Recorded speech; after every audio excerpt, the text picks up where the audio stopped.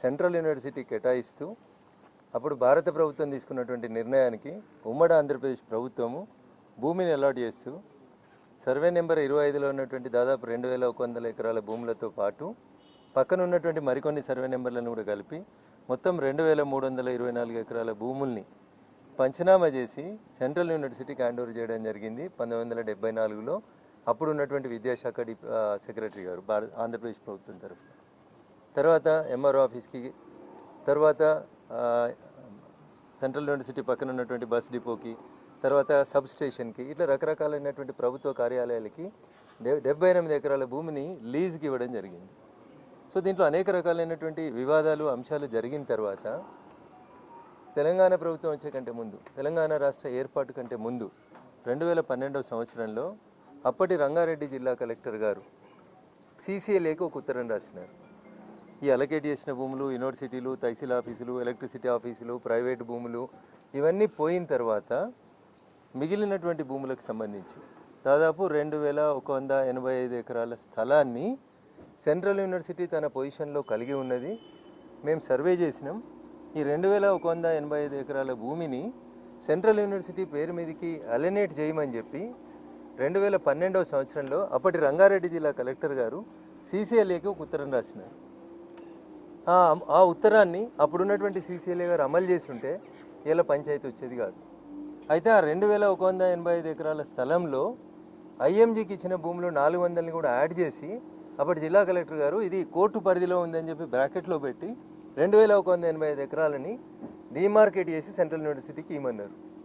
అంటే అప్పటి కలెక్టర్ గారు ఉమ్మడి ఆంధ్రప్రదేశ్ రాష్ట్ర ప్రభుత్వ నిర్ణయం ప్రకారం 2185 ఎకరాల భూమి సెంట్రల్ యూనివర్సిటీకి సంబంధించినటువంటి భూమి. కొందరు చెప్తున్నారు ఇలా రేవంత్ రెడ్డి కొట్లాడిండు బాగా సుప్రీంకోర్టుకు పోయి.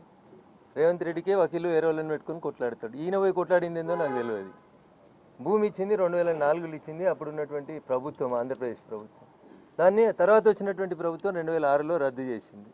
దాని మీద కోర్టుకు పోయినరు. ప్రభుత్వం పోలే కోర్టుకి. రేవంత్ రెడ్డి పోలే, చంద్రశేఖరరావు పోలే, ఇంకా ఎల్ఐ పోలే, మల్లయ్య పోలేదు. భూమి ఏ కంపెనీకి అయితే IMG అనేటువంటి కంపెనీకి అలాట్ అయిందో IMG కంపెనీ నాకు ఇచ్చిన భూమిని తర్వాత వచ్చిన ప్రభుత్వం గుంజుకున్నది. ఇది మంచి పద్ధతి కాదు, నాకు ఇయ్యండి, నేను క్రీడల్ని అభివృద్ధి చేస్తా అని పోయినరు. నీకు అది చేసేటువంటి శక్తి కానీ సామర్థ్యం కానీ లేదు, నీకు అది ఆ భూమి ఇవ్వడం తప్పు అని చెప్పి హైకోర్టు ఆ కేసుని కొట్టివేసింది. హైకోర్టు కొట్టేసిన తర్వాత మళ్ళీ రాష్ట్ర ప్రభుత్వం పోలేదు. మళ్ళీ అదే సంస్థ సుప్రీంకోర్టుకు పోతే హైకోర్టు ఇచ్చినటువంటి తీర్పు కరెక్టే ఉంది, దాంట్లో మేము ఇన్వాల్వ్ కావాల్సినటువంటి అవసరం లేదని చెప్పి సుప్రీంకోర్టు 2024వ సంవత్సరం లోపల ఆ జడ్జిమెంట్ని కన్ఫర్మ్ చేసింది. హైకోర్టు ఇచ్చిన జడ్జిమెంట్ని. ఇక 2024 కంటే ముందు ఈయన పోయింది ఎక్కడ, ఈయన వకాలత్ చేసింది ఎక్కడ, ఈయన ఆర్గ్యూ చేసింది ఎక్కడ, ఈయన ప్లీడర్లను కలిసింది ఎప్పుడు, అసలు వీళ్ళ కేసు ఉన్నదనే విషయం కూడా తెలియదు. సరే వచ్చింది.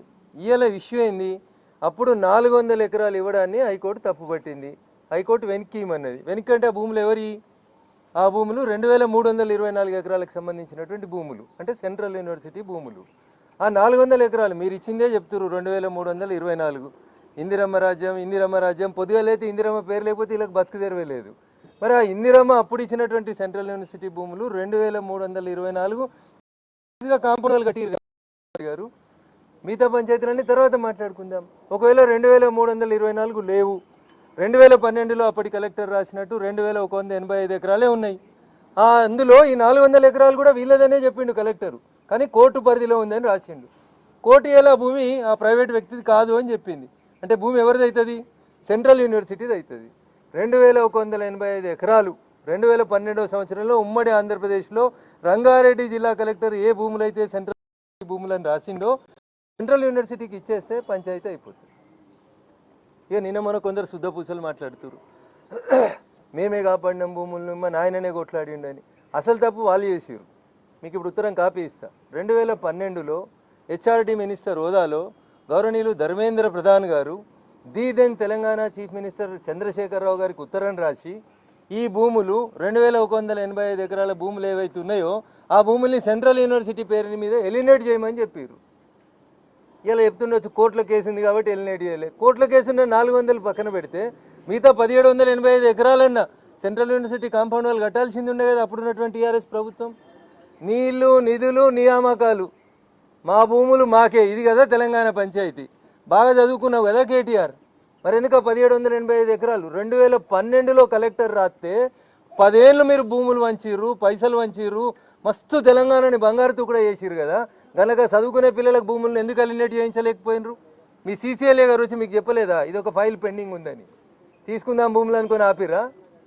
అసలు ఇంకొక దారుణమైనటువంటి విషయం ఏంటంటే దీని మొత్తం పంచాయతీ లోపల 534 ఎకరాలని సెంట్రల్ యూనివర్సిటీ తోటి అగ్రిమెంట్ చేసుకొని అప్పటి ఆంధ్రప్రదేశ్ ప్రభుత్వం తీసుకున్నప్పుడు ఆ ఎంఓఈలో కేటగిరికల్గా రాసిండ్రు. ఈ 534 ఎకరాల్లో అగ్రిమెంట్ రాసిన రోజు అన్న దయించి అర్థం చేసుకోవాలి మీడియా మిత్రులు. 397 ఎకరాలని ఈరోజు మీకు ఇస్తా ఉన్నాం. ఇంకా మిగిలినటువంటి 134.08 ఎకరాలను అందులోంచి 50 ఎకరాలు 30 రోజులలో రిజిస్ట్రేషన్ చేస్తాం. 90 రోజులలో మిగతా భూమి మొత్తాన్ని సెంట్రల్ యూనివర్సిటీకి రిజిస్ట్రేషన్ చేస్తామని చెప్పిండ్రు. So that MO is not fulfil. తీసుకున్నదేమో 534 ఎకరాలు, ఇచ్చిందేమో 397 ఎకరాలు.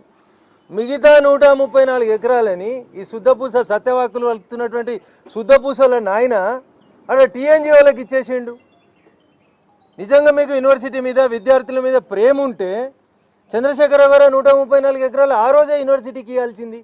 టీఎన్జిఓలకు ఎందుకు ఇచ్చిర్రు? వీడికి వచ్చి టీఎన్జిఓలకు ఇచ్చే ఆడికి ఉస్మానియా యూనివర్సిటీకో ఈడ డబుల్ బెడ్రూమ్ కడదాం ఈ జాగా మంచిగా ఉందని చెప్పి. ఇవన్నీ ఇట్లా ఉంటే వాస్తవాలు ఒక రకంగా ఉంటే దొంగనే ఉల్టా దొంగ దొంగ అని అరిచినట్టు 10 ఏళ్ళ అధికారం నుండి సీసీఎల్ఏ ఉత్తరాన్ని మార్పించక సెంట్రల్ యూనివర్సిటీ పేరు మీదకి భూములు మార్చక టీఆర్ఎస్ తప్పు చేసింది. 134 ఎకరాలు యూనివర్సిటీకి ఇవ్వాల్సిన భూముల్ని టీఎన్జిఓలకు ఇచ్చింది అప్పుడున్నటువంటి టీఆర్ఎస్ ప్రభుత్వమే.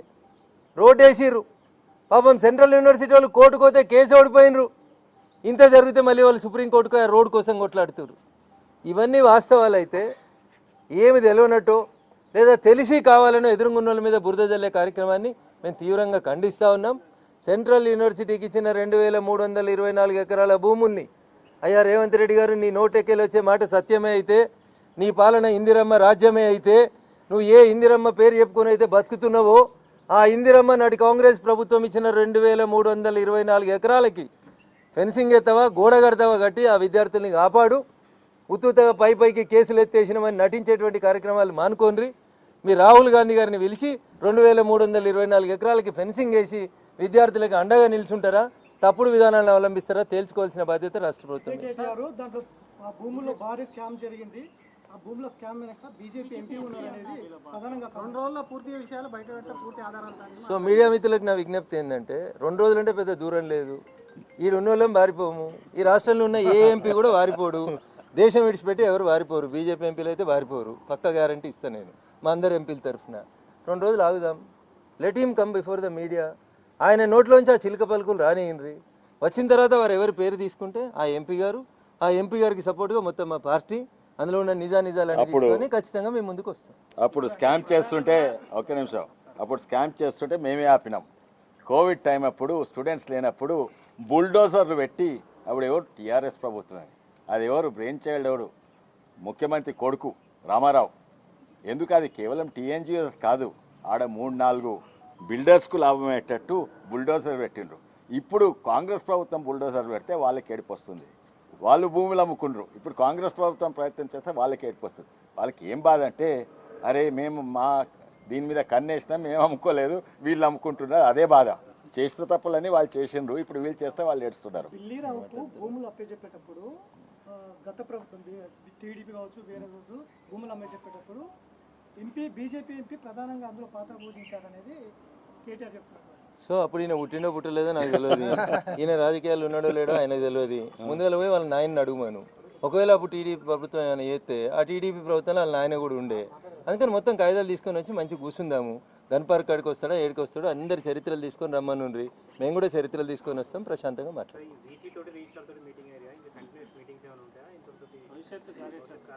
భవిష్యత్తు కార్యాచరణ మా పార్టీ రాష్ట్ర అధ్యక్షులు కిషన్ రెడ్డి ఈరోజు ఓన్లీ మేము లీగల్ అంశాలు విశ్వేశ్వర రెడ్డి గారి కాన్స్టిట్యున్సీలో వస్తుంది కాబట్టి కొంత వారికి తెలుసుకుంటున్నారు, మమ్మల్ని కూడా కొంచెం అవేర్నెస్ కోసం అని చెప్పి రమ్మంటే వచ్చినాము.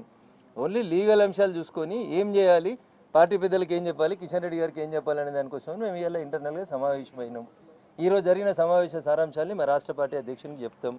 యూనివర్సిటీ భూముల పరిరక్షణ కోసం కొట్లాడుతున్న అందరినీ కలుపుకొని ముఖ్యంగా విద్యార్థులను కలుపుకొని విద్యార్థి సంఘాలను కలుపుకొని అన్ని యూనివర్సిటీలను ఏకం చేసి రాష్ట్ర పార్టీ నాయకత్వం సూచన మేరకు రాష్ట్ర పార్టీ నాయకత్వం దృష్టికి తీసుకెళ్లి హైకమాండ్ ఆదేశాల మేరకు దీన్ని ఒక మంచి ఉద్యోగంగా మలుపు తిప్పేందుకు మేము ప్రయత్నిస్తాం.